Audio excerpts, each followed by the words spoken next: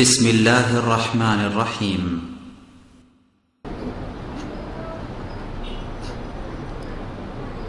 إن الحمد لله نحمده ونستعينه من يهده الله فلا مضل له ومن يضلل فلا هادي له وأشهد أن لا إله إلا الله وحده لا شريك له وأشهد أن محمدا عبده ورسوله أما بعد فإن خير الحديث كتاب الله وخير الهدى هدى محمد صلى الله عليه وسلم وشر الأمور محدثاتها وكل محدثة بدعة وكل بدعة ضلالة وكل ضلالة في النار.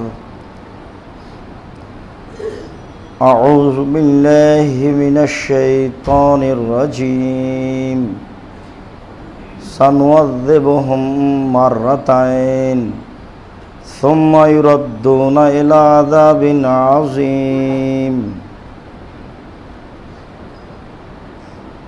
عن ابن عمر رضي الله تعالى عنه قال قال رسول الله صلى الله عليه وسلم إذا مات الإنسان ورج عليه قبره بالغدوة والعشاء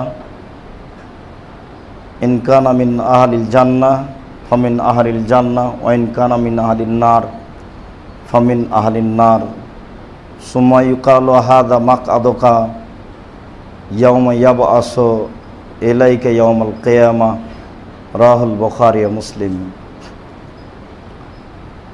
সম্মানিত মসজিদের মুসল্লি, প্রশংসা আল্লাহর জন্য, শান্তি অবতীর্ণ হোক আল্লাহর রাসূলের উপর সাল্লাল্লাহু আলাইহি ওয়াসাল্লাম। আজ জুমার খুতবায় সংক্ষিপ্ত বক্তব্যের বিষয় হালাতুল কবর, কবরের অবস্থা। কবরের অবস্থা সম্পর্কে এক গুরুত্বপূর্ণ তথ্যবহুল বিবরণের চেষ্টা করব ইনশাআল্লাহুল আজিজ। মানুষের জীবনে যেসব বিষয়গুলি খুব বেশি স্মরণ রাখা প্রয়োজন, তার একটি বেশি স্মরণ রাখা প্রয়োজন হচ্ছে কবর। রাসূল সাল্লাল্লাহু আলাইহি সাল্লাম বলতেন, ফাকসুরু যিকরা হাযিমিল লাযযাতিল মাউত, তোমরা ওই জিনিসটা বেশি বেশি স্মরণ করো যেটা মানুষের স্বাদকে কেটে দেয়। প্রত্যেকটা মানুষের জীবনে কিছু স্বাদ থাকে। একজন ভ্যান চালকের স্বাদ থাকে, ভ্যানটা ভালো করতে হবে। একজন জমিদারের স্বাদ থাকে, আরও কিছু জমি বাড়াতে হবে। প্রত্যেকটা মানুষ যেটা করে সেই বিষয়েও যা ভাবে সেটাই হলো মানুষের স্বাদ, মানুষের আশা আকাঙ্ক্ষা, মানুষের পরিকল্পনা। আর এই মানুষের আশা আকাঙ্ক্ষা যেটা কেটে দেয় সেটাই হলো মরণ, আর সেটাই হলো কবর।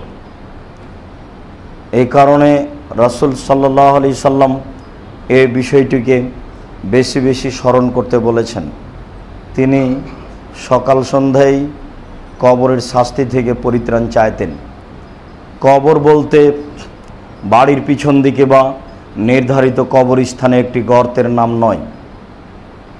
কবর বলতে মরার পর থেকে নিয়ে বিচারের দিন পর্যন্ত একটা নির্ধারিত সময় রয়েছে, যাকে বলা হয় আলামে বারজাক, আত্মার জগৎ। এই সময়টার নাম হচ্ছে কবর। কবর বলতে যদি কবরস্থান ধরে নিই, কবর বলতে যদি বাড়ির পিছন দিকের সে গর্ত ধরে নিই, তাহলে যাদেরকে বাঘে খেলো তার কবর কোথায়? যদি সেটাই হয়, তাহলে যারা পানিতে ডুবে হারিয়ে গেল তার কবরটা কোথায়? যদি তাই হয়, তাহলে যারা পুড়ে ছাই হয়ে গেল তার কবর কোথায়? অতএব কবর বলতে মরার পর থেকে নিয়ে বিচারের দিন পর্যন্ত এই একটা দীর্ঘ সময়ের নাম হচ্ছে কবর। এটাকে বলা হয় আত্মার জগৎ। কবরের শাস্তি বলতে ঠিক এইরূপ যে ঘুমের ঘরে ভালো মন্দ অবস্থা দেখা, যেমন আপনি জাগ্রত অবস্থায় পাশে বসে আছেন আর আপনার বন্ধু ঘুমিয়ে আছে। সে ঘুমের ঘরে দেখছে গোখরা গমা সাপ তাকে তাড়া দিয়েছে। সে চিৎকার করছে আর ছুটে যাচ্ছে, আপনি তার শরীর দিকে লক্ষ্য করছেন, ও যেন কেমন কেমন করে। আপনি কিন্তু সাপ দেখতে পাচ্ছেন না, ও সাপ দেখতেও পাচ্ছে, ভয়ও পাচ্ছে। আপনি পাশে বসে আছেন, কিন্তু আপনি সাপ দেখতে পাচ্ছেন না। কবরের শাস্তি এইরূপ। কবরের শাস্তি এটা চূড়ান্ত, তবে মানুষ ইচ্ছা করলে তা দেখতে পাবে না। এই জন্যই আমরা বলে থাকি, আমরা বিভিন্ন সময়ে কাগজে ছাপা দেখেছি যে সৌদি আরবের জনৈক ব্যক্তি কবর খনন করে দেখলেন একটা সাপ তাকে জড়িয়ে ধরে আছে। এই কথা একেবারেই মিথ্যে। ঠিক অনুরূপী আপনারা সিডি ক্যাসেটের মাধ্যমে বাড়িতে কবরের শাস্তি দেখবেন, এটাও মিথ্যে। মানুষ কবরের শাস্তিকে ধারণ করতে পারে না, এটা মানুষের জন্য অসম্ভব। এ ব্যাপারে আল্লাহ তাআলা বলেন, সানুয়াযিবুহুম মাররাতাইন, অচিরে আমি মানুষকে দুইবার শাস্তি দিব, একবার কবরে দিব, একবার জাহান্নামে দিব। এই কথা তিনি আবার বলছেন, সুম্মা ইউরাদ্দুনা ইলা আযাবিন আযীম, অতঃপর তাকে একটা বড় শাস্তির দিকে ফিরিয়ে নিয়ে যাব। কবরে একটা শাস্তি আছে, তারপরে একটা বড় শাস্তি আছে, সেটা হলো কবর। এই জন্য আমরা মাঝে মধ্যে অবগত হয়েছি, কবর যত জটিল, কিয়ামত তার চেয়ে অনেক বেশি কঠিন। কিয়ামত যত কঠিন, জাহান্নাম তার চেয়ে অনেক অনেক অনেক বেশি কঠিন। জাহান্নাম কত কঠিন কি দিয়ে বুঝায় আপনাকে, কবর কত কঠিন কি দিয়ে বুঝায় আপনাকে কবর কেমন জায়গা। এরপরেও প্রাণপণে চেষ্টা করব রাসূল সাল্লাল্লাহু আলাইহি সাল্লাম কবর সম্পর্কে কি বলেছেন। আল্লাহ তাআলা অন্যত্রে বলেন, আন্নার ইউরাদুনা আলাইহা, ফেরাউনের সদল বলের উপরে জাহান্নামকে পেশ করা হবে গুদম আসিয়া, সকাল সন্ধ্যা। এটা হলো কবরের শাস্তি। সকাল সন্ধ্যায় জাহান্নামের শাস্তি পেশ করা হবে না। কেন? জাহান্নামে কোনো সকাল সন্ধ্যা নেই, জাহান্নামে কোনো সকাল বিকাল নেই, জাহান্নামে কোনো রাত দিন নেই, জাহান্নামে শাস্তির কোনো অবকাশ নেই, শাস্তির কোনো কমবেশ নেই, যদিচ কবরও তাই। আল্লাহ তাআলা বলছেন, সকাল সন্ধ্যা ফেরন এবং তার সদল বলের সামনে কবরের শাস্তিকে পেশ করা হবে। এরপরে বলছেন, ওয়ায়াউমা তাকুমুস সাআত আদখিলু আলা ফিরআউন আশাদ্দাল আযাব, বিচারের মাঠে আল্লাহ তাআলা বলবেন, তোমরা এই ফেরন এবং তার দলবলকে একটা কঠিন শাস্তির মধ্যে প্রবেশ করাও। এর আগে আল্লাহ তাআলা বললেন যে ওর সামনে জাহান্নামকে সকাল বিকাল পেশ করা হবে। জাহান্নামকে সকাল বিকাল পেশ করা হলো কবরের শাস্তি। বিচারের দিন আল্লাহ তাআলা বলবেন, ফেরাউন এবং তার সাথে যারা ছিল তাদের সকলকেই এই কঠিন শাস্তিতে প্রবেশ করাও, সেটা হলো জাহান্নাম। আল্লাহ তাআলা বলেন, ইসাব্বিতুল্লাহুল্লাযীনা আমানু বিল কওলিস সাবিত, আল্লাহর দয়া ওই লোকের জন্য যারাকে আল্লাহ তাআলা কবরে সঠিক উত্তর দেওয়ার ব্যাপারে স্থায়িত্ব করবেন। কবরে কিছু জিজ্ঞাসা থাকে যা পূর্ব থেকে মানুষ জানে যে সেই জিজ্ঞাসাগুলি কি। আল্লাহর পরীক্ষা একটা আশ্চর্য পরীক্ষা, সেটা হলো যে বিষয়ে পরীক্ষা হবে তা আগে বলে দেওয়া হয়। অথচ মানুষের জীবনে যে পরীক্ষাগুলি আসে, ছাত্র জীবনে কোনো পরীক্ষা, চাকরির ব্যাপারে তা কি পরীক্ষা হবে তা জানানো হয় না। কিন্তু আল্লাহ তাআলা যে পরীক্ষা করবেন কবরে, কি বিষয়ে করবেন তা আল্লাহ রাসূল স্পষ্টভাবে বলেছেন। এ ব্যাপারে আনাস রাদিয়াল্লাহু তাআলা আনহু বলেন, রাসূল সাল্লাল্লাহু আলাইহি ওয়াসাল্লাম বলেছেন, ইন্নাল আবদা ইযা উযিয়া ফি কাবরিহি, নিশ্চয় মানুষকে যখন তার কবরে রাখা হয়,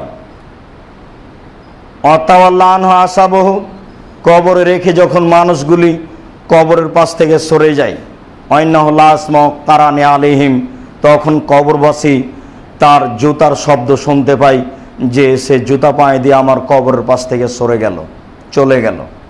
এই অবস্থাটা কেমন এটা মানুষকে বোঝানো যাবে না।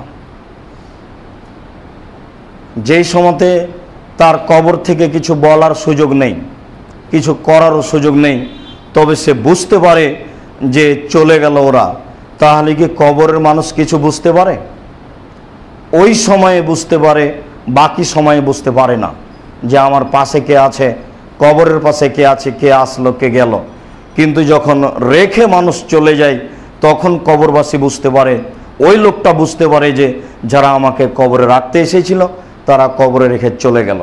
এরকম একটা বিশেষ সময় এসেছিল, বদরের যুদ্ধে যেসব মুশরিক মারা গেছিল তাদেরকে একটা গর্তে টেনে ফেলে দিয়ে আল্লাহ রসুল বলেছিলেন তাদের সামনে, শোনো, যারা এই কালিবে বাদর এই গর্তের মধ্যে পড়ে আছো, তারাকে আমি বলছি, তোমরা কি ওটা বুঝতে পেরেছো যেটা তোমাদের সাথে ওয়াদা করা হচ্ছিল? আমি যে তোমাদের বলেছিলাম যে আমার কথা মেনে না নিলে তোমাদের কঠিন শাস্তি হবে, এটা কি হচ্ছে? এটা আল্লাহ রাসূল ওই মরা লাশগুলির সামনে ওদের সাথে কথা বলছেন। তখন উমর রাদিয়াল্লাহু তাআলা আনহু বলছেন, এটা কেমন কথা হলো? আপনি মরা মানুষের সাথে কথা বলছেন, মানে মরা মানুষ কথা বুঝে? তখন আল্লাহ রাসূল বলেন, ওমর বলো কি তোমরা আমার কথা যেভাবে বুঝছো ওরা তার চেয়ে বেশি বুঝছে আমার কথা। ওখানে তিনি এইভাবে বলেছেন, ওমর তোমরা আমার কথা এখন যেভাবে বুঝছো এরা যারা পড়ে আছে এখানে তারা আমার কথা তার চেয়ে বেশি বুঝছে। এই কথাটা কেন? এই কথাটা আসলে মরা মানুষগুলিকে অপমান করার জন্য আর আপনাকে সচেতন করার জন্য। ওদের জন্য অপমান আর আপনার জন্য সচেতন। আপনি হুঁশিয়ার থাকেন, কবর কিন্তু আপনার নিকটেই। কবর বলতে মরার পরে যে জীবন আছে সেটা, কবর বলতে আপনার বাড়ির পাশের কবর বা কবরস্থান নয়। এটা যেন বুঝতে ভুল না হয়, যেটা আপনার মনে পড়ে না, যেটা রাত দিন মনে পড়া উচিত। সুম্মা আতাহুম মালাকান, শুনতে শুনতেই দুইজন ফেরেশতা তার পাশে এসে উপস্থিত হন। ফায়ুকিদানিহি, তাকে উঠিয়ে বসান। উঠিয়ে বসার অর্থ এই নয় যে গোটা শরীরটাকে ওই কবরে উঠিয়ে বসানো হয়। এই কারণেই কি এদেশের মানুষ মনে করে যে কবরটা এতটুক গর্ত হতে হবে, নিচু হতে হবে, যাতে করে লাশটা উঠে বসলে মাথাটা যেন উপরের ওই খড়ির সাথে বাঁশের সাথে ঠেকে না যায়। এরকম হিসাব যদি মনে জেগে থাকে তাহলে এটা ঠিক নয়।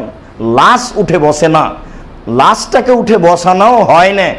ও বুঝতে পারে যে আমাকে উঠে বসানো হলো, কেননা এখন আর দেহের সাথে কোনো কাজ নেই, এখন তার আত্মার সাথে কাজ।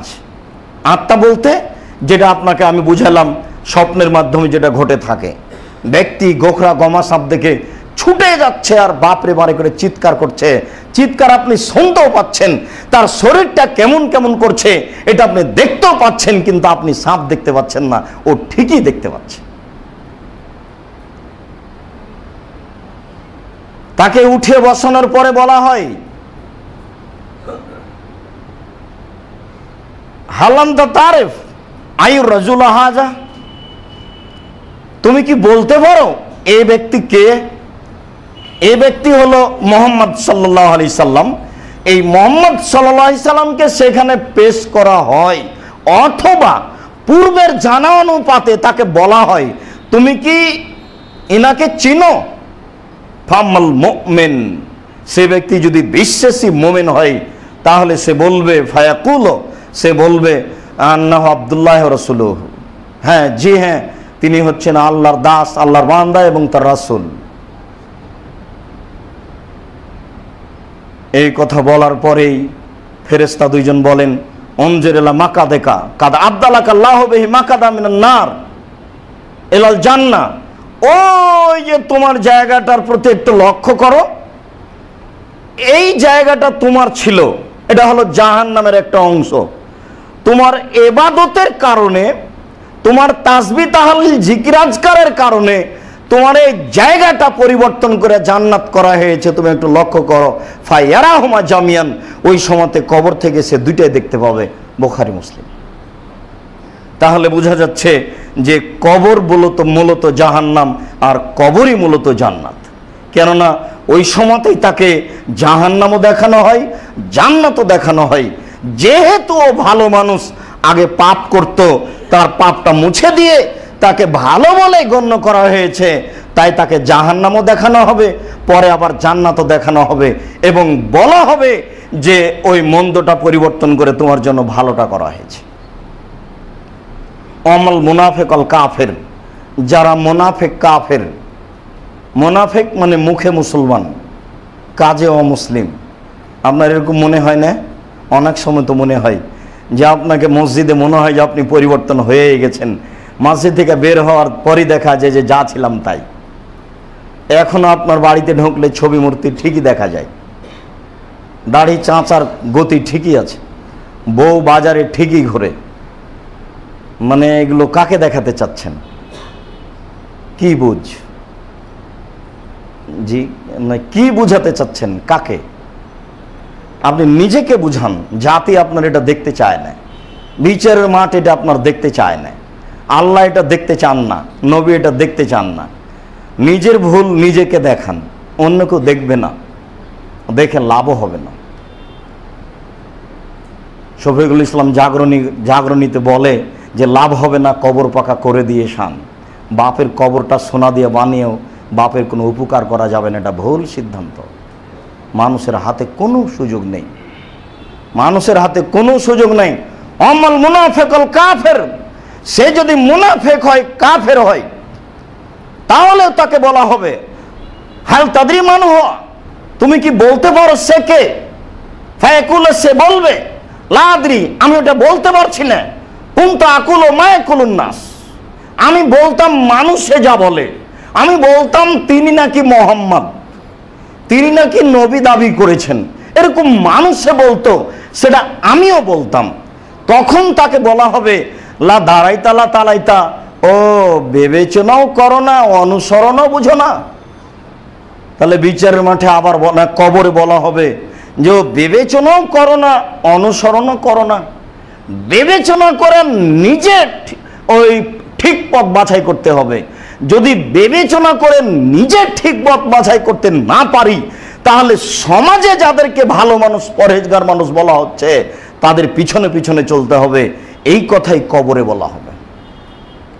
যখনও বলবে লা আদরি, আমি বলতে পারছি না, কিন্তু আকুল মা ইয়াকুলুন নাস, আমি তার ব্যাপারে বলতাম মানুষে যা বলে, তখন তাকে বলা হবে লা দাঁড়াইতা লা তালাইতা, বিবেচনাও করনি, অনুসরণও করনি, বিবেচনা করনি, অনুসরণও করনি।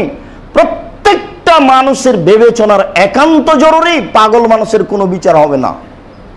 পাগল মানুষের আল্লাহ এবং আল্লাহ রাসূল কোনো দাম দেন না। যার বুদ্ধি কম তারও দাম নেই। ও এতটুকু আপনার কাছে হক রাখে যে আপনি তাকে ধাক্কা দিবেন না, অপমান করবেন না। যারা চিন্তাশীল মানুষ তাদেরই ইসলাম মূল্যায়ন করে।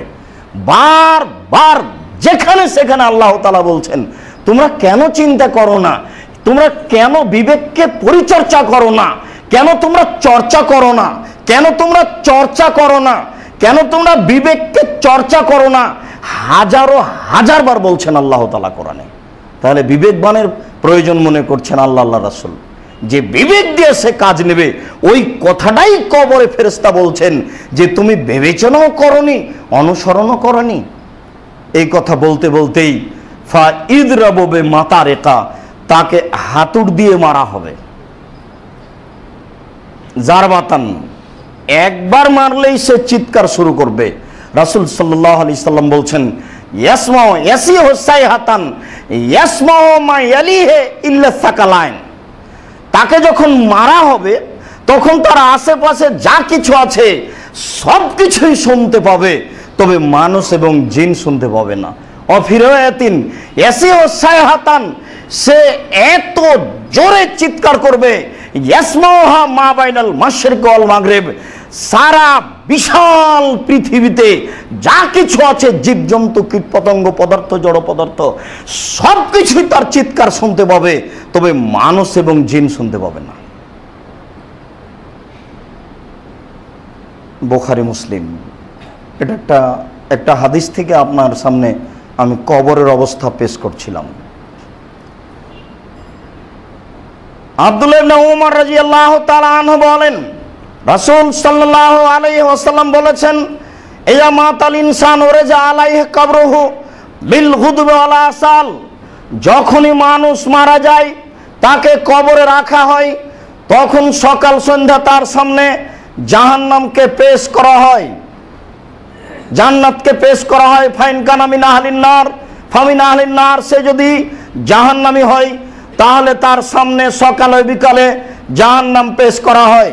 ওয়াইন কানা মিন আহলিল জান্নাহ, সে যদি জান্নাতি হয় তাহলে সকাল বিকাল তার সামনে জান্নাতকে পেশ করা হয় আর বলা হয় যে হাজা মাকআদুকা, এটা হচ্ছে তোমার স্থান। যেদিন বিচার হবে সেদিন তুমি এই স্থানে চলে আসবে। এই পর্যন্ত ফেরেশতা বলতে থাকেন প্রতিদিন সকাল সন্ধ্যা। তাহলে ও কবরে বুঝতে পারে যে সকাল সন্ধ্যা, এখন সকাল এখন বিকেল, সেটা কেমন আল্লাহ ভালো জানেন।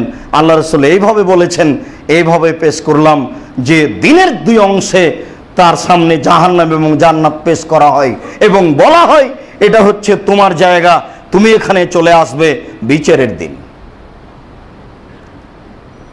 আয়েশা রাদিয়াল্লাহু তাআলা আনহা বলেন, আন্না ইহুদিয়াতান দাখালাত আলাইহা, একদা এক ইহুদি মহিলা আয়েশার কাছে প্রবেশ করলো। আয়েশার কাছে প্রবেশ করে যাকারাত আযাবাল কবরে, সে মহিলা কবরের শাস্তি সম্পর্কে আলোচনা করলো। আলোচনাতে মহিলা বলল যে আযাকিল্লাহ মিন আযাবিল কবর, তোমাকে আল্লাহ তাআলা কবরের শাস্তি থেকে রক্ষা করুক। এইভাবে বুখারী মুসলিমে এসেছে। আর যখন এই হাদিসটা আহমদে এসেছে তখন ওই মহিলা এসে তার কাছে খেতে চাইলো, বলল যে এমনি তো আমান, তুমি আমাকে কিছু খাদ্য প্রদান করো। আযাকিল্লাহ মিন আযাবিল কবর, আল্লাহ তোমাকে কবরের শাস্তি থেকে রক্ষা করবে। তখন আহমদ গ্রন্থে এসেছে ফা আসাথা, আয়েশা তাকে আটকিয়ে দিলেন, এই তুমি থামো, তুমি এখান থেকে যেতে পাবো না। ফাসালাত আয়েশা তো রাসূলুল্লাহ সাল্লাল্লাহু আলাইহি সাল্লাম আন আযাবিল কবরে, এরপরে আয়েশা আল্লাহ রাসূলকে জিজ্ঞাসা করলেন কবরের শাস্তি সম্পর্কে। বাড়িতে ঢুকতেই, তাহলে যখন ইহুদি মহিলা আয়েশার নিকটে গেছিল তখন রাসূল বাড়িতে ছিলেন না, তাই তাকে আটকিয়ে রাখলেন। আটকিয়ে রাখার পরে যখন রাসূল বাড়িতে ঢুকলেন তখন আয়েশা রাদিয়াল্লাহু তাআলা বলছেন, হাল আলিমতা মাসালাত, আপনি কি জানেন ইহুদি মহিলা কি জিজ্ঞাসা করছে? তখন আল্লাহ রাসূল বলছেন যে ইহুদি মহিলা কি জিজ্ঞাসা করছে? তখন আয়েশা বললেন যে ও কবরের শাস্তি সম্পর্কে বাঁচার কথা বলছে আমাকে, এর বিনিময়ে খেতে চাচ্ছে। কি কবরের শাস্তি সত্য? তখন আল্লাহ রাসূল বললেন নাম। এই নাম কথাটা বলেই ফাকামা, আল্লাহ রাসূল তাৎক্ষণিক দাঁড়িয়ে গেলেন। ওরাফায়া দাইহদা, তারপরে দুই হাত উঠিয়ে দীর্ঘ সময় ধরে প্রার্থনা করতে লাগলেন।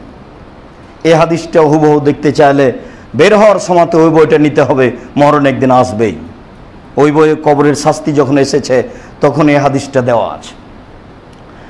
বুখারী মুসলিমের বর্ণনায় এই পর্যন্ত নেই। বুখারী মুসলিমের বর্ণনায় আছে যে ওই ইহুদি মহিলা, এখানে আরেকটা কথা যে দিনের ব্যাপারে সঠিক কি বেঠিক এটা আয়েশা নিশ্চিত না হওয়ার কারণে তাকে আটকে রাখলেন। একজন হুজুর ধর্মের কথা বললে আপনাকে মেনে নিতে হবে, এটা কে বলল? পিতা মারা গেছে সেই জন্য হুজুরকে দাওয়াত দিয়ে কোরআন পড়িয়ে বক্সে দিলেন? জিজ্ঞাসা করা যায় না? দেখেন আয়েশা মহিলাকে আটকে রেখেছে, এই তুমি এখান থেকে যেতে পাবা না যতক্ষণ পর্যন্ত রাসূল না এসেছেন, আমি বিষয়টি না জিজ্ঞাসা করেছি ততক্ষণ পর্যন্ত তোমার এখান থেকে যাওয়া হবে না। কথা যদি সত্য না হয় তাহলে শাস্তি হবে। আর উমর রাদিয়াল্লাহু তাআলা আনহুর যদি যুগ হতো তাহলে আপনার এই দেশের শতকরা 95 জন আলেমের সবার জেল হতো, কেউ বাইরে থাকতো না। আর যদি উমরের যুগ হতো তাহলে রাস্তাঘাটে যত হুজুর দেখছেন সবাই জেলে থাকতো, বাইরে কেউ থাকতো না। আর বিচার যাদের অন্যায় তাদের বিচারের সময় থাকতো 3 দিন। 3 দিনে বিচার শেষ হয়ে যেত, অথচ আপনার বিচার চলছে 30 বছর থেকে। মানে কোনো শিক্ষিত মানুষই নেই দেশে। আপনার জমি জায়গার বিচার চলে 40 বছর যাবত, বলেন তো এই জমি কে ভোগ করবে? ওই বেহেশতি যাওয়ার ওই কথাই হলো যে একজন মহিলার স্বামী হারিয়ে গেছে, তো স্বামীর জন্য মহিলা কতদিন অপেক্ষা করবে? তো বেহেশতি যাওয়ার লেখা আছে 90 বছর। তা আমরা ধরে নিতে পারি 10 বছরে বিবাহ হয়েছে, একটা কথার কথা। এখন অপেক্ষা করলো 90 বছর, 100 বছর হলো, বলেন তো এখন মহিলা কোথায় বিবাহ বসবে? ধর্মকে না মেনে চললে যা হয়, আয়েশা রাদিয়াল্লাহু তাআলা আনহা তাকে ঠেকিয়ে রাখলেন, এই গতি আপনারা আসতে হবে, নইলে জাতির সামনে সঠিক পেশ করা কঠিন আছে। রূপক কাহিনী হলো মানুষের ধর্ম, মিথ্যে কাহিনী হলো মানুষের ধর্ম। মানুষ নিজ কলমে ধর্মের নামে বিষাদ সিন্ধু লেখে আশ্চর্য, শতকরা 90% কথাই মিথ্যে। আরো এরকম হাজারো বই আছে যার 40%, 50%, 60% মিথ্যে। এমনিতে লিখে রেখেছে যে একজন মহিলা তার বাচ্চা প্রসব হয়েছে, এরকম মহিলা যদি ঘর ঝাড়ু দেয় আর জিকির করে তাহলে কাবা ঘর ঝাড়ু দেওয়ার সমান নেকি পাবে। কত যে শরীয়ত বহির্ভূত কথা লেখা আছে, এটা ঠেকাবে কে? একটু মনে রাখেন তো এই কথাটা, যে আয়েশা মহিলাকে ঠেকিয়ে দিলেন, এই থামো, আল্লাহ রাসূল আসবেন, তোমার বিষয়টি জিজ্ঞাসা করব তারপরে। এখানে এসেছে আয়েশা রাদিয়াল্লাহু তাআলা আনহা সালাত রাসূলুল্লাহ সাল্লাল্লাহু আলাইহি ওয়াসাল্লাম কাবরে। আয়েশা রাদিয়াল্লাহু তাআলা আনহা আল্লাহ রাসূলকে কবরের শাস্তি সম্পর্কে জিজ্ঞাসা করলেন। আল্লাহ রাসূল বলেন, নাম আযাবুল কবরে হক। তখন আল্লাহ রাসূল বললেন, হ্যাঁ ঠিক, কবরের শাস্তি সত্য। এরপরে আয়েশা রাদিয়াল্লাহু তাআলা আনহা বলেন, মা রাআইতু রাসূলুল্লাহ সাল্লাল্লাহু আলাইহি ওয়াসাল্লাম সালাতান কাত্ত ইল্লা তাওয়াযা মিনহু। এরপরে আমি দেখিনি কোনোদিন আল্লাহ রাসূলকে সালাত আদায় করতে যে তিনি সালাত আদায় করলেন আর কবরের শাস্তি থেকে পরিত্রাণ চাইলেন না, এরকম কোনোদিন ঘটেনি। এরপর থেকে আমি প্রতিদিনই সব সময়তেই আমি আল্লাহ রাসূলকে দেখেছি তিনি সালাত আদায় করলে সালামের পূর্বে কবরের শাস্তি থেকে পরিত্রাণ চাইতেন, আল্লাহুম্মা ইন্নী আউযু বিকা মিন আযাবি জাহান্নাম ওয়া আউযু বিকা মিন আযাবিল কবর। হে আল্লাহ, আমি তোমার কাছে জাহান্নামের শাস্তি থেকে বাঁচতে চাচ্ছি, আল্লাহ তোমার কাছে আমি কবরের শাস্তি থেকে বাঁচতে চাচ্ছি। যায়েদ ইবনে সাবিত রাদিয়াল্লাহু তাআলা আনহু বলেন, কানা রাসূলুল্লাহ সাল্লাল্লাহু আলাইহি সাল্লাম লে হায়াতে বানি নাজ্জার, বাইনা রাসূলুল্লাহ সাল্লাল্লাহু আলাইহি সাল্লাম লে হায়াতে বানি নাজ্জার। একদা আল্লাহ রাসূল বানু নাজ্জারের বাগানে ছিলেন। কোনো সময় স্বাভাবিকভাবে বিকেলে কারো কারো বাগানে তিনি যেতেন, কেউ দাওয়াত দিয়েও নিয়ে যেতেন। তো একদা তিনি বানু নাজ্জারের বাগানে ছিলেন, আল্লাহ বাগলাতিন লাহু, একটা খচ্চরের উপরে উঠে, তিনি একটা খচ্চরের উপরে উঠে আছেন আর বাগানে তিনি চলছেন, অনাহানু মাহু, আমরাও তার সাথে আছি। ঈদ হাদাত বিহি অতুলকি, হঠাৎ খচ্চরটা লাফ দিয়ে উঠল। মনে হলো যেন খচ্চরটা তার পিঠের উপর থেকে আল্লাহ রাসূলকে মাটিতে ফেলে দিবে, এইভাবে হঠাৎ লাফ দিয়ে উঠেছে। আল্লাহ রাসূল অনেক সময় ওই গাধার খচ্চরের উপর থেকে পড়েও গেছেন। বড় মানুষের এরকম ঘটনা ঘটেন, এটা আবার ভুল বুঝবেন না। বুখারী মুসলিমের হাদিসে এসেছে, আল্লাহ রাসূল এক গাধার উপরে আছেন, এক ঘোড়ার উপরে আছেন, আর ওই ঘোড়ার উপরে তার স্ত্রী সাফিয়াও আছেন। আস্তে আস্তে এমনভাবে ছিটকে উঠল এটা গাধাটা, ঘোড়াটা, যে আল্লাহ রাসূল এবং সাফিয়া সাথে সাথে পড়ে গেলেন। তখন ওইখানে একজন সাহাবী তাড়াতাড়ি রাসূলের কাছে গেলেন। তা আল্লাহ রাসূল বলছেন, এখানে কেন এলে? ওই সাফিয়ার অবস্থা দেখো, তার অবস্থা কি? তিনি বলছেন, আমি কাপড়টা তার গায়ের উপরে চাপিয়ে দিয়ে তাকে অবস্থা থেকে উঠিয়ে ধরলাম।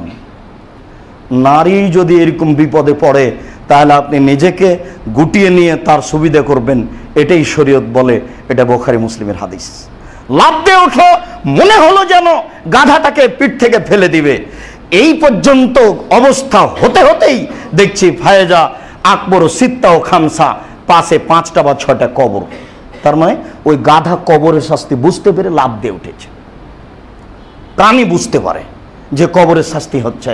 তখন আল্লাহ রাসূল বলেন, মায়ারফা আসহাবা হাজিব আকবর, এই কবরবাসী কে? কেউ কি বলতে পারে? কালা রাজুলুন আনা, একজন বলল, জি হ্যাঁ আমি এদেরকে চিনি, এগুলি কাদের কবর? তখন আল্লাহ রাসূল বললেন, শোনো, ইন্না হাযিহিল উম্মাহ লা তুবতালু মিন কুবুরিহিম, নিশ্চয় এই উম্মতকে, মানুষকে কবরে পরীক্ষা করা হয়। লাউলা দাওয়াতুল্লাহি লা আসমাউকুম লাউলা তাদাফানু, যদি আমার এই আশঙ্কা না হতো যে তোমরা কবরে মানুষকেই রাখবা না, আমার যদি এই আশঙ্কা না হতো যে তোমরা মানুষকে কবরে রাখবা না, লা দাওয়াতুল্লাহ ইসমিয়াকুম মিন আযাবিল কবর কামা আসমাউ মিনহু, তাহলে আমি আল্লাহর কাছে দোয়া করতাম আল্লাহ যেন তোমাদেরকে কবরের শাস্তি শুনিয়ে দেয়। কিন্তু কবরের শাস্তি শুনিয়ে দিলে তোমরা নিজেরা মানুষকে কবরে রাখতে চাইবে না, এই জন্য আমি আর আল্লাহর কাছে দোয়া করছি না। এবার কেমন মনে হচ্ছে?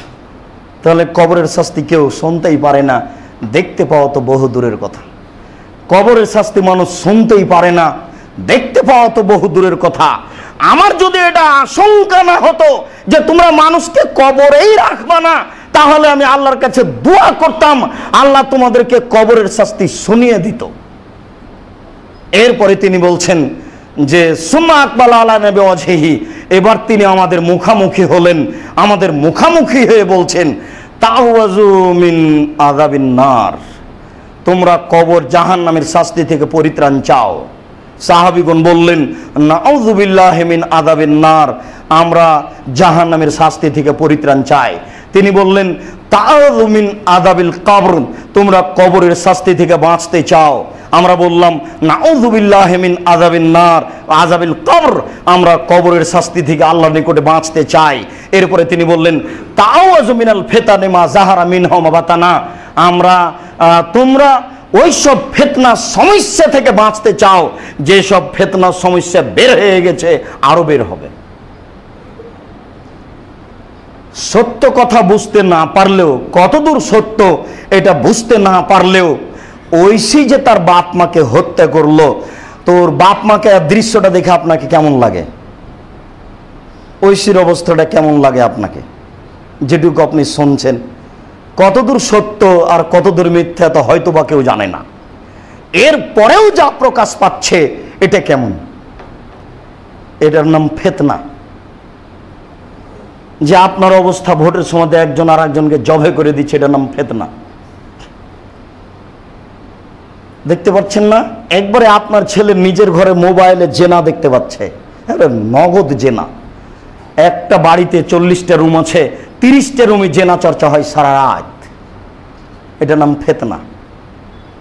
বাড়িতে ঢোকেন, শহরে মোড়ে মোড়ে দেখেন শুধু খালি ছবি আর মূর্তি, ছবি আর মূর্তি, ছবি আর মূর্তি। আশ্চর্য মানুষ আবার বলছে যে আমি খাঁটি আহলে হাদিস। আশ্চর্য, মূর্তি ঘরে ভর্তি হয়ে আছে আর বলছে যে আহলে হাদিস। মুনাফিক একটা, একবারে নগদ মুনাফিক। এর নাম ফিতনা। আল্লাহর নবী বলছেন তাওয়াজু মিনাল ফিতানি মা যাহারা মিনহা মা বাতানা, যেসব ফিতনা প্রকাশ পেয়ে গেছে, যেগুলো প্রকাশ পাবে এর থেকে পরিত্রাণ চাও। তাহলে বোঝা যাচ্ছে যা সমস্যা বের হয়েছে আরো বের হবে।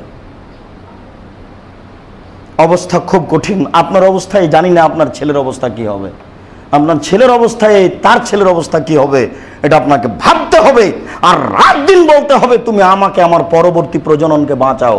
তুমি বাঁচাতে পারো, তুমি সর্বশক্তিমান, তোমাকে বিশ্বাস করি। আমরা বললাম নাউযুবিল্লাহি মিনাল ফিতানি মা যাহারা মিনহা মা বাতানা, আমরা আল্লাহর নিকটে আশ্রয় চাই ওই সব ফিতনা থেকে যা প্রকাশ পেয়ে গেছে এবং যা প্রকাশ পাবে। আমরা এইসব দোয়া করলাম। রাসূল সাল্লাল্লাহু আলাইহি সাল্লাম বললেন আল্লাহ তোমাদেরকে ইহকাল এবং পরকালের ফিতনা থেকে রক্ষা করুক। আল্লাহুম্মা আমিন। আল্লাহুম্মা সাল্লি আলাইহি আল্লাহুম্মা বারিক আলাইহি। আলহামদুলিল্লাহ ওয়াহদা ওয়াসসালাতু ওয়াসসালামু আলা মান লা নাবিয়্যা বা'দা।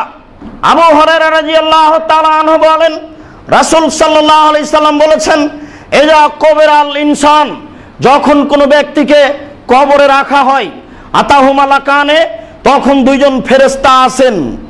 আসওয়াদানে, রং কালো, আজরাকানে, রং নীল। কেমন হলো রং? কালো নীল, তার মানে ভয়াবহ।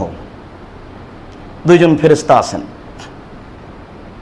অন্য বর্ণনায় এসেছে যে ইউকাইয়াজু আলাইহি আমা আসাম, ওর সামনে দুইজন ফেরেশতাকে নির্ধারণ করা হয়। সেই ফেরেশতা হচ্ছে কানে বধির আর চোখে অন্ধ। এখন বোঝা গেল রং কালো আবার নীল।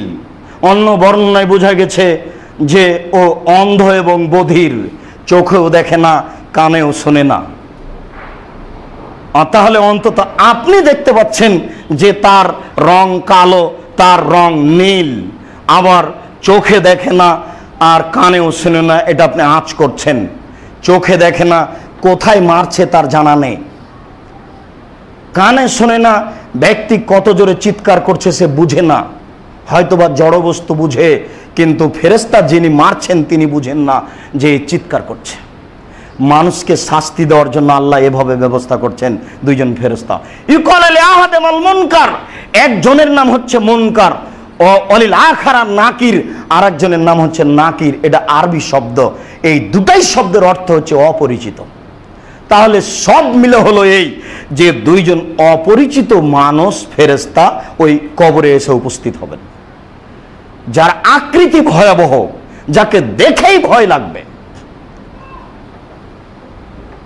দুইজন এসেই জিজ্ঞাসা করবে যে হাল তার ফাইও রাজুলিন হাজা, বলতে পারো এ ব্যক্তিকে? ফায়াকুল আব্দুল্লাহ রাসূলুহু, তখনও বলবে জি হ্যাঁ আমি চিনি, সে আল্লাহর বান্দা এবং তার রাসূল। এরপরে বলবে আশহাদু আল্লা ইলাহা ইল্লাল্লাহ ওয়া আন্না মুহাম্মাদুর রাসূলুল্লাহ। ওই কবরে বলবেন আমি সাক্ষ্য দিচ্ছি আল্লাহ ব্যতীত কোনো মাবুদ নাই, আমি সাক্ষ্য দিচ্ছি মুহাম্মদ আল্লাহর রাসূল। ফায়াকুলান লাহু, তখন দুইজন তাকে বলবে কাদ কুননা না'লামু আন্নাকা তাকুলু হাযা, হ্যাঁ আমরা আগে থেকে জানতাম যে তুমি এটাই বলবে। তাহলে এই যে ভালো মানুষ, এই বিষয়টি দুইজন ফেরেশতার আগেই জানা হয়ে গেছে। কাদ কুননা না'লামু আন্নাকা তাকুলু হাযা, হ্যাঁ আমরা জানতাম যে তুমি একথাই বলবে। এইটা বলার পরে ফায়ুফসাহু লাহু কবরুহু, এরপরে তার কবরটাকে প্রশস্ত করা হবে। ও ফিরায়াতিন মাদ্দা বাসারিহি, কবর প্রশস্ত করা হবে। এখানে বলা হয়েছে সাবুনা মিন জিরা, সাবুনা জিরান মিন জিরাইন, 70 গজ প্রশস্ত করা হবে। অফিরায়াতিন মাদ্দা বাসারিহি, তার চোখের পাওয়ার যত দূর পর্যন্ত যাবে কবর তত প্রশস্ত করা হবে। ওয়া ইউনওয়ারু লাহু কবরুহু, এরপরে তার কবরটিকে আলোকিত করা হবে। তাহলে কবর অন্ধকার, একটু পরে বলছি। তাহলে কবর অন্ধকার, তার কবরকে আলোকিত করা হবে, তার কবরকে প্রশস্ত করা হবে। এরপরে তাকে বলা হবে নাম, ঘুমিয়ে পড়ো। ফায়াকুল, তখন বলবে আর চেলা আহলি ওয়াকবিরহুম, জি না আমি ঘুমাবো না, আমার অবস্থা খুব ভালো, আমি এখন পরিবারে ফিরে যেতে চাচ্ছি, আমি পরিবারে ফিরে গিয়ে আমার অবস্থা তাদের বলে দিব। তখন ফেরেশতা দুইজন বলবেন নাম কানাউমাতিল আরুসে আল্লাযী লা ইউকিজু ইল্লা হাবালিহি, আরে বলো কি তুমি ঘুমিয়ে যাও বাসর রাতের দুলহা ঘুমার মতো, যাকে কেউ জাগায় না শুধু তার স্ত্রী ছাড়া। এই ভাষাটা আল্লাহ রাসূল বললেন।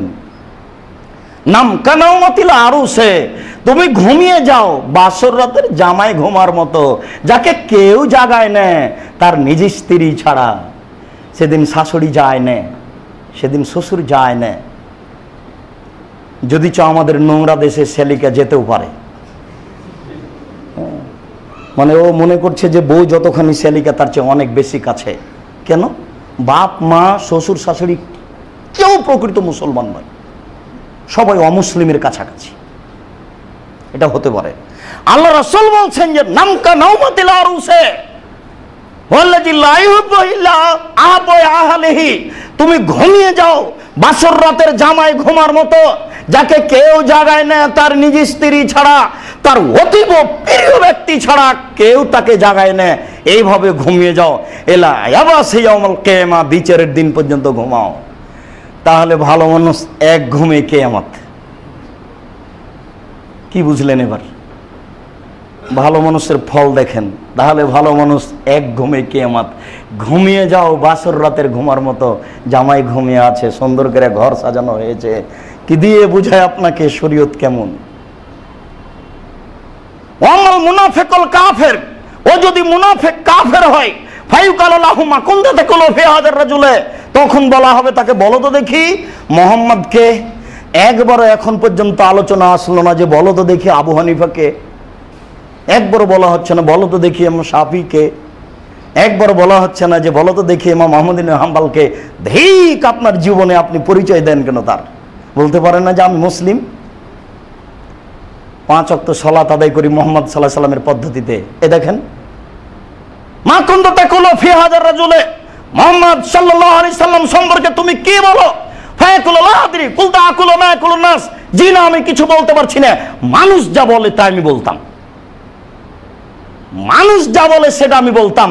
ফায়াকুলানে লাহু, তারা দুইজন তাকে বলবে, হ্যাঁ কাদ কুননা নালাম তা আনতা তাকুলু হাজা, এটা আমরা জানতাম যে তুমি এইরূপই বলবে। সুম্মা ইয়ালতাইমু আলাইহি ওয়া ইয়াকুলু সুম্মা ইলতাইমি আলাইহিল আরজ, এই পর্যন্ত বলতেই তারা দুইজন কবরকে বলবে যে তুই দুদিক থেকে কবর তুমি এখন মিশে যাও। এই পর্যন্ত তার বলতে না বলতে ওখানে তো মায়ের কথা বলা হলো, আর এখানে বলা হচ্ছে যে ফেরেশতা দুইজন বলবেন কবরকে যে কবর তোমরা এখন জমা হয়ে যাও, ইলতাইমি আলাইহি, ওর উপরে তুমি এখন জমা হয়ে যাও। ফায়ালতামু আলাইহি, কবর তখন জমা হয়ে যাবে আর ভিতরে ফাঁক থাকবে না। ওয়া তাখতালিফু আজলাহু, তখন তার ডানের হাড় বামে চলে যাবে, বামের হাড় ডানে চলে যাবে। অফিরায়াতিন, অন্য এক বর্ণনা রয়েছে যে ইউকাইয়াজু আলাইহি কাবরহু, তার কবরটাকে একেবারে সংকীর্ণ করে দেওয়া হবে, এমন ভাবে সংকীর্ণ করে দেওয়া হবে যে ডান দিকের হাড় বামে চলে যাবে, বাম দিকের হাড় ডানে চলে যাবে, সেটাও বুঝতে পারবে। ওয়ায়াজরাবু মাতরাকিন লাউ যরাবা বিহা জাবানাল্লাহ সরা তুরাব, ওই হাতুড় দিয়ে মারা হবে, যে হাতুড় দিয়ে যদি হিমালয়ে মারা হয় তাহলে হিমালয় ধুলা হয়ে যাবে। এই কথা আল্লাহ রাসূল বলছেন যে বড় থেকে বড় পাহাড়ে যদি মারা হয় তাহলে তা ধুলা হয়ে যাবে। এই হাতুড় দিয়ে তাকে মারতে থাকবে ইলা ইয়াউমিল কিয়ামা, বিচারের দিন পর্যন্ত। ওয়ায়াদরুহু ওয়ায়াজরিবু বিহি, আবার আত্মা দেওয়া হবে, আবার মারা হবে, আবার আত্মা দেওয়া হবে, আবার মারা হবে, আবার আত্মা দেওয়া হবে, আবার মারা হবে, ইলা ইয়াউমিল কিয়ামা, বিচারের দিন পর্যন্ত। উসমান রাদিয়াল্লাহু তাআলা আনহু বলেন, রাসূল সাল্লাল্লাহু আলাইহি ওয়াসাল্লামের কথা তিনি বলছেন, এজা ওবেরা আহাদুন ফায়াকুম আলাইহি, যখন কোনো ব্যক্তিকে কবর দেওয়া হতো তখন তিনি কবরের পাশে দাঁড়াতেন। অনেক বর্ণনা এসেছে এজা ওয়াকাফা উসমান রাদিয়াল্লাহু তাআলা আনহু কাবরিন, যখন উসমান রাদিয়াল্লাহু তাআলা আনহু কোনো কবরের পাশে দাঁড়াতেন এ বলল, তো তিনি কাঁদতেন, এমনভাবে কাঁদতেন যে দুই চোখের পানি ঝরঝর ঝরঝর করে তার দাড়ির উপর দিয়ে বহে প্রবাহিত হয়ে পড়ত। ফায়ুকাল্লাহ, তাকে বলা হতো তাজকুরুন জাহান্নামাল জান্নাত ফালা তাবকি ওয়ালা তাবকি মিনহাজা, উসমান আপনি জাহান্নামের কথা বলেন, জান্নাতের কথা বলেন, কিন্তু এমন তো কাঁদেন না, এই কবরের পাশে দাঁড়ালে যেমন কাঁদেন। তখন উসমান রাদিয়াল্লাহু তাআলা বললেন, দেখেন রাসূল সাল্লাল্লাহু আলাইহি সাল্লাম বলেছেন, ইন্নাল কবর আউয়াল মানজিল মিন মানাজিলিল আখিরা ফাইন নাজা মিনহু ফাবাদু আইসারু মিনহু ওয়া ইন লাম ইয়ানজু মিনহু ফাবাদু আসাদ্দু মিনহু, মানুষের মরার পরে প্রথম বিপদ হচ্ছে কবর। যদি মানুষ কবরে বেঁচে যায় এরপরে যত স্তর আছে সব সহজ হয়ে যাবে। যদি মানুষ কবরে বাঁচতে না পারে এরপরে যত স্তর আছে সব আরো জটিল ও কঠিন হয়ে যাবে। এটা আমার মরার পরে প্রথম বিপদ, এই জন্য কবরের পাশে দাঁড়ালে আমার চোখের পানি থামে না। মানুষের একটা জীবনের বিবরণ আপনার সামনে পেশ করছি। কবরের পাশে দাঁড়ালে আমার চোখের পানি থামে না, এই জন্যই বলা হয় কবর যত জটিল কিয়ামত তার চেয়ে অনেক বেশি কঠিন। কিয়ামত যত কঠিন জাহান্নাম তার চেয়ে অনেক অনেক অনেক বেশি কঠিন। জাহান্নাম যত কঠিন কিয়ামত তার চেয়ে একটু কম, কিয়ামত যত কঠিন কবর তার চেয়ে একটু কম। আল্লাহ রাসূল বলছেন, মারা আইতু মানজারান কাতাল কাবরা আফজা মিনহু, আমার জীবনে দেখেনি কোনো দৃশ্য যেটা কবরের চেয়ে আশ্চর্য হতে পারে। আমার জীবনে দেখেনি কোনো দৃশ্য যেটা কবরের চেয়ে আশ্চর্য হতে পারে। আমার জীবনে দেখেনি কোনো দৃশ্য যেটা কবরের চেয়ে আশ্চর্য হতে পারে। পৃথিবীতে সবচেয়ে আশ্চর্য দৃশ্য হচ্ছে কবর। ফায়াকুল কবর, তাই কবর বলে আনা বাইতুল ওয়াহদা, আমি হচ্ছি একক ঘর। একটা কবরে যদি 100 জন রাখা হয় আর একজন বুঝতে পারবে না যে আমার পাশে কে আছে। কবর নিজে নিজে বিবরণ দেয়, আমি হচ্ছি এককের ঘর। আনা বাইতুল গুরবা, আমি অপরিচিত ঘর, আমার সাথে কারো পরিচয় চলে না, আমার এখানে কারো বন্ধুত্ব চলে না, আমি হচ্ছি অপরিচিত ঘর। আনা বাইতু দুধ, আমি হচ্ছি পোকার ঘর। এখানে সাপ ব্যাং পোকা থাকে, পোকা ওই লোকটাকে কেটে কেটে খায়, আমি হচ্ছি পোকার ঘর। আনা বাইতু জুলমা, আমি হচ্ছে অন্ধকার ঘর, গোটা ঘরটাই অন্ধকার। যদি মানুষ ভালো হয় তাহলে এটা আলো করা হবে, আর যদি ভালো না হয় তাহলে সেটা আলো করা হবে না। কবর খুব জটিল, কবর খুব কঠিন। আপনাকে কবরের পূর্ব মুহূর্তের বিষয়টি আবারও স্মরণ করাই। কাতাদা রাদিয়াল্লাহু তাআলা আনহু বলেন, মাররা জানাজা আলাইহে, একদা রাসূলের সামনে দিয়ে একটা জানাজা চলে যাচ্ছে, তখন তিনি বললেন মুস্তারিহুন আও মুস্তারাহুন মিনহু। এটা আরবি শব্দ। সাহাবীগণ বললেন মাল মুস্তারিহু আল মুস্তারাহু মিনহু, মুস্তারিহ আল মুস্তারা এটা কি জিনিস, এটা তো বুঝতে পারলাম না, কি বললেন এটা? তখন আল্লাহ রাসূল বললেন, শোনো, আল মুস্তারিহু মানে আরাম গ্রহীতা, আল আব্দুস সালেহ, এই মরা লোকটা যদি ভালো হয় তাহলে কবরে চলে গেলেই ও বেঁচে যাবে। ইয়াস্তারিহু মিন নাসাবিদ দুনিয়া ওয়া আদাহা, দুনিয়ার কষ্ট দুনিয়ার ঝামেলা থেকেও বেঁচে যাবে। ওকে এরা উপরে রেখেছে কেন? ছেলে লন্ডনে আছে, আসবে, তাই কবর দিচ্ছে না। তার মানে ছেলেও শিক্ষিত নয়, জাতিও শিক্ষিত নয়। ও ছেলে কেন? ও থাক, মরার সাথে সাথে কবরের ব্যবস্থা করতে হবে। এদেশের লোক বুঝে না, আরবি লোক এটা বুঝে। মারা গেছে কবর দিয়ে দাও, বাস, ওর সাথে কোনো ঝামেলা নেই। বউ ভাত খাবে না, তালাক দিয়ে দাও, ওর সাথে কোনো জেল জরিমানা কিছু নেই। এগুলো আমরা বুঝেই না প্রকৃত শরীয়ত। আল্লাহ রাসূল বলছেন ও মারা গেছে, ওকে তাড়াতাড়ি কবরে রেখে দাও, তাহলে ও দুনিয়ার সমস্যা ঝামেলা থেকে বেঁচে যাবে। তাহলে ও আল মুস্তারিহ, আরাম পেয়ে যাবে।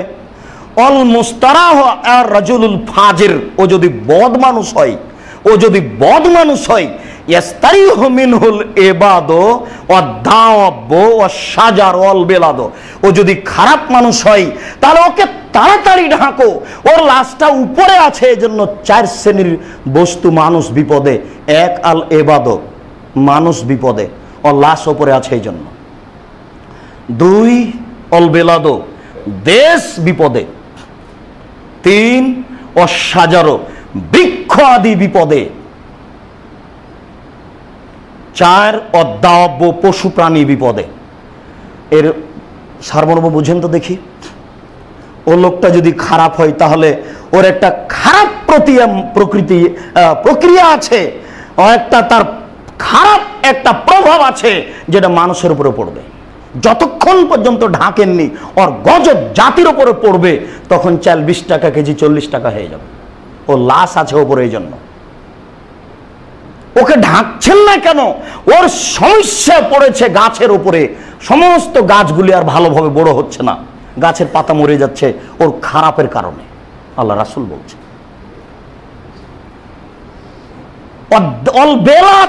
গোটা দেশের উপরে খারাপ প্রতিক্রিয়া পড়ছে, ওকে তাড়াতাড়ি ঢাকছেন না কেন?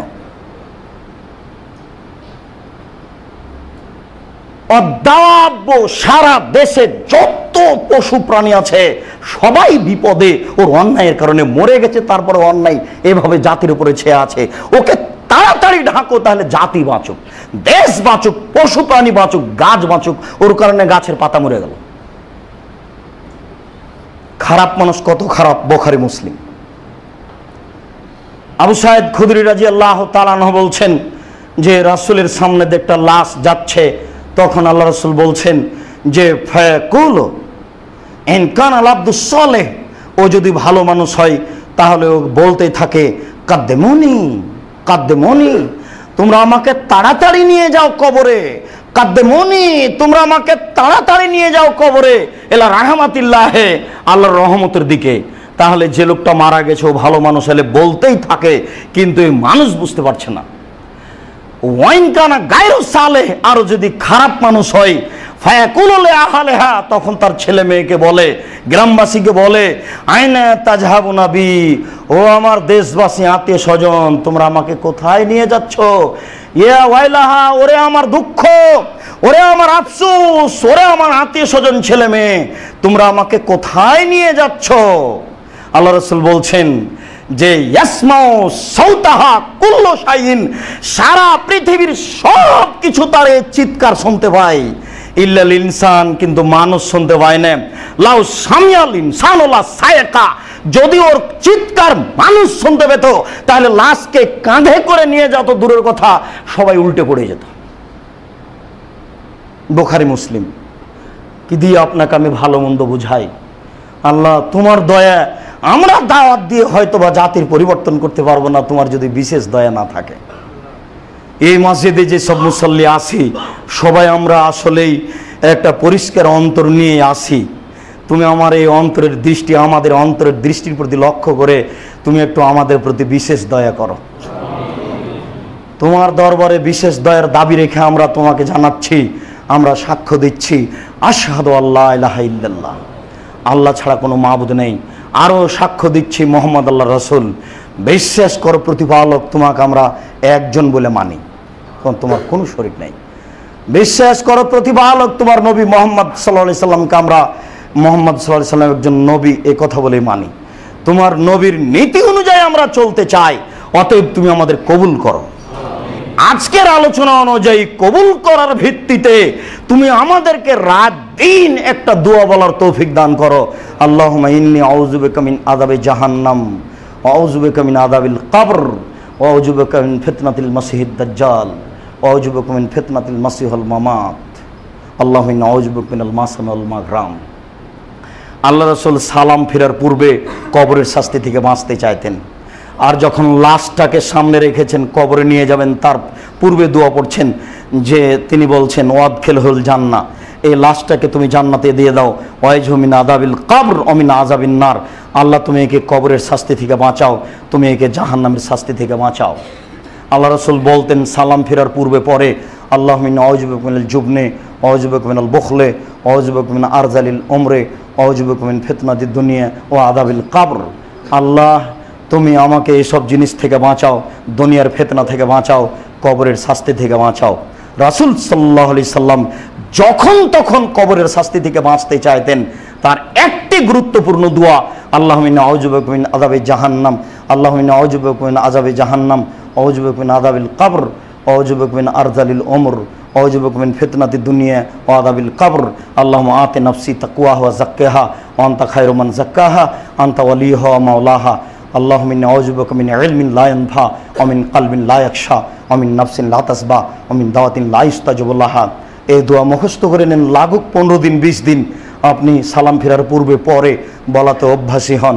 আল্লাহ আমরা মানুষ, আমাদের ভুল ত্রুটি থাকতে পারে, তুমি আমাদের মাফ করো, তুমি আমাদের কবরের শাস্তি থেকে রক্ষা করো, তুমি আমাদের জাহান্নামের শাস্তি থেকে রক্ষা করো, তুমি আমাদেরকে সপরিবারে তোমার রাসূলের পদ্ধতি অনুযায়ী চলার তৌফিক দান করো। এই দাবি, এই দাওয়া, এই দোয়া তোমার দরবারে রেখে আজকের জুমার সংক্ষিপ্ত খুতবা এখানে শেষ করলাম। সাল্লাল্লাহু আলাইহি ওয়াসাল্লাম।